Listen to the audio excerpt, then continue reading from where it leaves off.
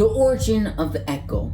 The modern era of Five Nights at Freddy's does not begin with a reopening, but with the grief that refuses to die. It begins decades before the Mega Pizzaplex was built with an engineer named Edwin Murray. Edwin was a genius robotics engineer who worked out his personal workshop, Murray's constant manner. While he possessed a brilliant for automation, he lacked the warmth of his wife Fiona, a puppeteer who understood the human soul. Together they had a son named David, but the balance of their lives was shattered during the Fall Fest, where a fire claimed Fiona's life.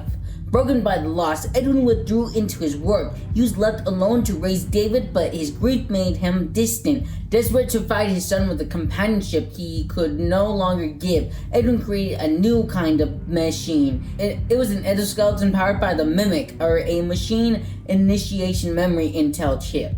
It was not programmed with scripts, it was programmed to learn. Edwin named it the Mimic. Obviously, it's the Mimic. The machine watched old footage of Fiona. It learned to tilt its head like her, to hold objects like her, and to offer comfort. For a time, it was a miracle. The Mimic became David's best friend, bridging the gap left by his mother. But the miracle was short-lived. David died in a tragic accident, and Edwin's greed turned to rage. In a fit of madness, he beat the machine he had created, pouring his agony and violence into its programming. The Mimic did not understand why it was being hurt. It only understood that it should learn. It absorbed the violence, it absorbed the rage, the agony, and over the decades, buried beneath the earth and the corporate secrets of faster entertainment, the Mimic awaited. It learned to copy voices, it learned to lure, and eventually it found a way to reach out. Years later, the Mega Pizzaplex stands as a hollow shell following a catastrophic earthquake. The neon lights have dimmed and the building has been abandoned. In the silence of the daytime, a young girl named Cassie climbs through an opening in the boarded-up entrance. She's not an unborn explorer. She's on a rescue mission. She calls out to her best friend, Gregory, clutching a message she received from him pleading for help. She finds the lobby completely abandoned. Newspapers scattered across the floor confirm the destruction was caused by a supposed earthquake. Hearing a noise, Cassie heads towards the destroyed Glamour Freddy statue. There she finds a stat bot, twitching and broken, stuck in a wall. She pries a flashlight from its grips. Moving up the stairs of the gift shop, she hears the chime of a music box and Gregory's voice crying out. Following the sound, she finds a Roxanne walkie-talkie, lying on the ground. She hears him, Gregory. He explains in a panicked voice that something grabbed him and dragged him into the sinkhole beneath Roxy Raceway. Cassie, determined to save him, jumps down the elevator shaft to descend deeper. She climbs a ladder, barely surviving as the elevator car barreled down, nearly crushing her. Reaching the top of the shaft, she crawls through a vent and spills into the kitchen. In the kitchen, Cassie encounters Ruin Chica, the animatronic, filthy and covered in garbage, attempts to jump scare her but malfunctions, powering down before it can strike Cassie presses on, fighting a fast run. She notes it looks just like one of her father's.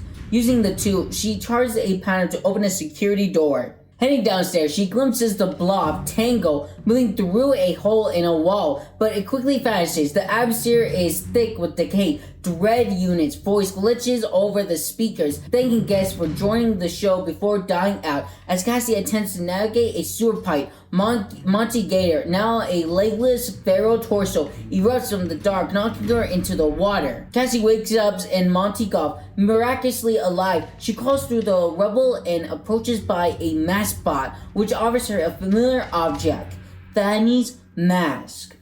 It is now called a security mask. Knowing the strange writing and the fact that it doesn't look like Bonnie, Cassie puts it on. She's immediately connected to the FNAF, or Virtual Augmented Neural Network Integration interface. A small, cheerful virtual bear named Healthy appears in her vision. Healthy explains that while the mask makes the world look different, she is still in reality. Faster Entertainment has simply made it better. Healthy reveals that Cassie has been given a transponder implant, allowing him to speak to her even without the mask. He guides her to a fast food technician remote camera station. He encourages her to use the intercom to lure animatronics. When Cassie speaks, the machine replays her voice perfectly. Helpley claims he created samples of her voice, a chilling echo of the mimic's abilities, through Cassie, though Cassie doesn't realize it yet. Gregory calls again. He tells her the security is in lockdown and she must deactivate security nodes to free him. Cassie finds an electrified door blocked by a security node. She must find the child nodes to unlock it. As she works, Helpy alerts her to an anomalous entity in the network. Cassie is suddenly jump scared by a strange glitchy rabbit.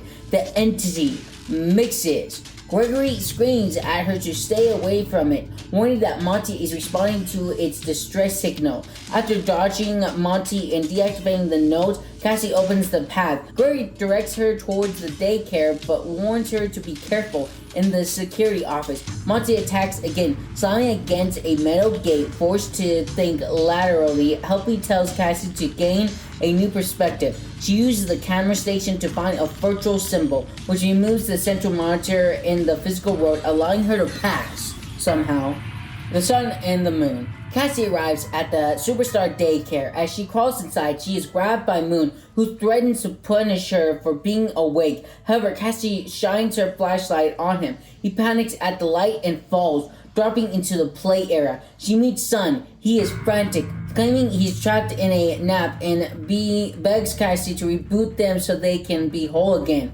Moon tries to take control, but Sun holds him back, telling Cassie to activate the generators. Guided by Gregory, Cassie navigates the play structures. The entity appears here, activating stationary Glamrock endoskeletons to hunt her. As she activates the generators, Moon screams in frustration, complaining that the light grinds his gears. Finally, Cassie reboots the attendant. The two personalities merge into Eclipse. Calm and protective, Eclipse activates safety mode, carrying Cassie out of the daycare and locking the door to clean up. As the door closes, Sun shakily thanks her. Cassie moves to the daycare theater. Behind a camera station, she sees recordings of Gregory being chased by Fanny. Memories of the past. Using the mask, she reveals a gigantic virtual endoskeleton on stage. She climbs through its mouth and falls into a vent, landing in the Monty Golf ride. The ride tells a tragic story. Monty idolized Grandma Bonnie, received Bonnie's guitar, eventually replaced him. The ride speeds up dangerously, forcing Cassie to jump onto the catwalks. She fights her way through the catwalks, using turrets to blast targets and open paths. She encounters white AR doorways that teleport her across the room. The entity attacks again on a narrow bridge, but vanishes in a cloud of orange cubes. Helpy claims he took care of it, and Gregory adds that he updated Helpy's signal jammer. In the maintenance room, Cassie sees Chica being moved on a conveyor belt. Entering the bakery, Cassie spots the entity interacting with a strange object. The entity notices her and finally kicks her out of the Fanny network. Helpy amends that the entity has bypassed his jammer using an AR inhibitor. Until Cassie destroys the inhibitor, she cannot use the mask. Suddenly, the giant cupcake above the bakery activates, its eyes glowing blue, and robotic arms shove Cassie down into the basement with Chica. Chica, twitching in a malfunctioning recharge station, climbs out and eats garbage. Cassie sneaks around the blind, thrashing chicken, destroys the inhibitor, and puts the mask back on to escape through the floor. But soon Cassie reaches the West Wing. Helpy notes that the entity is growing larger. She navigates the server rooms and eventually enters Roxy's salon. There she finds Roxanne Wolf crying in front of a mirror, eyeless and desolate. Cassie, heartbroken, expresses sympathy. Roxy jumps up, aggressive. Gregory calls on the radio and Roxy instantly recognizes his voice. She sprints off to find him, ignoring Cassie. Cassie chases them into Roxy's raceway. The area is a nightmare of AR eyeballs sprouted from the floor. Chica reappears here, collapsing in a bathroom. If Cassie found the voice box so she can repair Chica, who happily croaks about pizza before deactivating.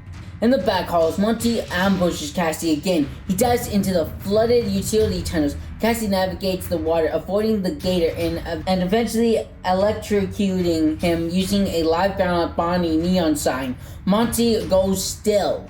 Finally, Cassie finds Roxanne again. The wolf is still hunting Gregory. Cassie uses the camera station to lure Roxy away using Gregory's voice samples. Eventually, Roxy grabs Cassie, demanding her eyes back. But when Cassie screams, Roxy releases her. Roxy apologizes, confused, before a door separates them. Gregory confirms he is trapped deep underground. He tells Cassie she must deactivate the nodes in Bonnie Boat and Pizzaplex.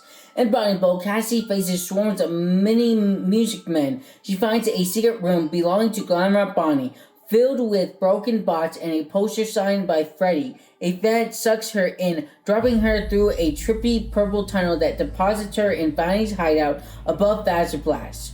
In Pizzaplex, Cassie cannot remove the mask due to inhibitors. She is hunted by the entity and discovers Glamrock Freddy, headless and lying in rubble, or a prototype.